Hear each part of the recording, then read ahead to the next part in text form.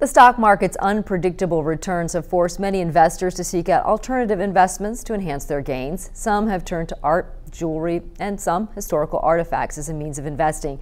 Here with assessing the value of these types of investments is Bobby Livingston with R&R Auction out of Boston, and good to have you here. Oh, it's great to be here. You know, really, is it investing in art or investing in historical artifacts like we're going to talk about today, is it more of a love of the subject matter, or is it purely a financially motivated investment? We recommend both. You should only buy things that you are emotionally attached to, that you love, and look into people that you're interested in keeping, and then you'll watch the value go up. We've been selling items every month for 32 years. So we've seen appreciation in values, but we always recommend that you buy the finest things. One of the things I brought is probably the finest known signed photograph of Abraham Lincoln. And let's talk a little bit about the collection you have here today, because this is the auction. Your auctions, or at least this auction, is an online auction. We're going to give you information on that coming up, but it will be going on through the 22nd. It's all about the Civil War. We're in the 200th anniversary of the second year of the Civil War. 150th anniversary. I'm sorry, 150th anniversary. And this is the picture that you're talking about of Abraham Lincoln. Right.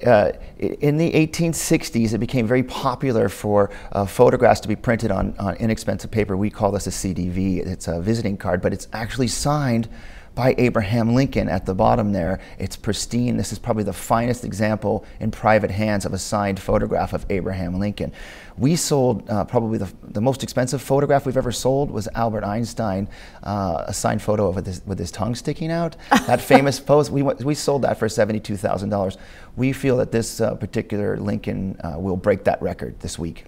How many pictures of Abraham Lincoln out there are there? I've only seen one other signed.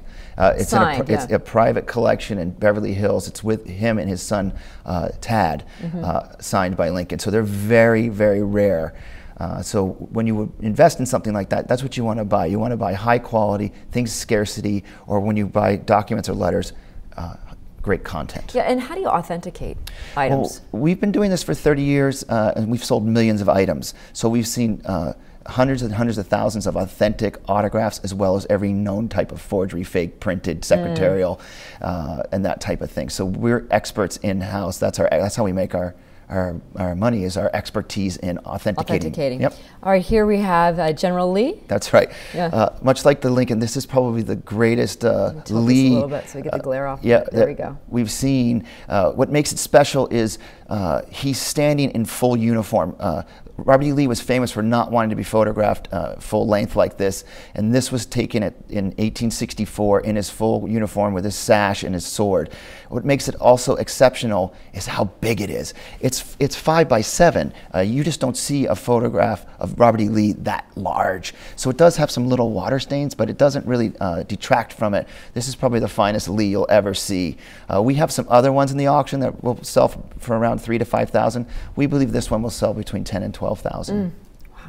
All right, your next, we're out of the era of letter writing.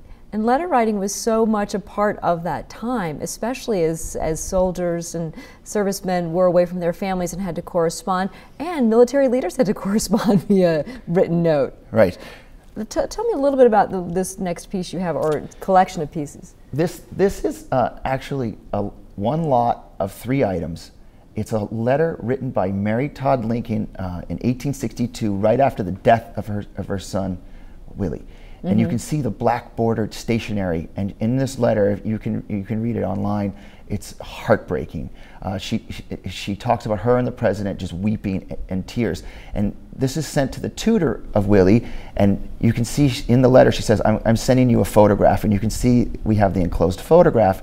But even most interesting is the envelope. In those days, the president didn't have to put a stamp on his envelope, and you can see Abraham Lincoln's signature up in the top left corner.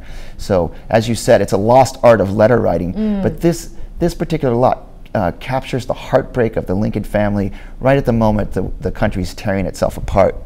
Oh yeah, and how devastating that war was. Let's. We have about a minute left. The last collection you have over here, the last lot. Sure, that's an incredibly scarce letter by Lincoln assassin John Wilkes Booth. Yeah, just as you can see, look, you see a signature down there. It's flourished. It's at the bottom of this letter. It's written from Cincinnati in 1861. What makes Booth extremely valuable and rare, not just because of his infamy as assassin of President Lincoln, is that after he was captured or when he was on the run, anybody that knew John Wilkes Booth destroyed their correspondence with him because they didn't want to be implicated. So we've actually seen letters where his signature has been cut off. But look at that there, it's very present. Very rare, yeah, very fantastic. For folks at home, this is, once again, it's an online auction. We have the website for you right now. It's going to be running into the 22nd, and it is R&R Auction. That's right. We're in Amherst, New Hampshire. It's free to register. We're a licensed, bonded New Hampshire auction house. Okay, great. Good having you on the program, Bob. Thanks. And that's all for this week. We'll see you next week on 12 on the Money. I'm Rebecca Saran.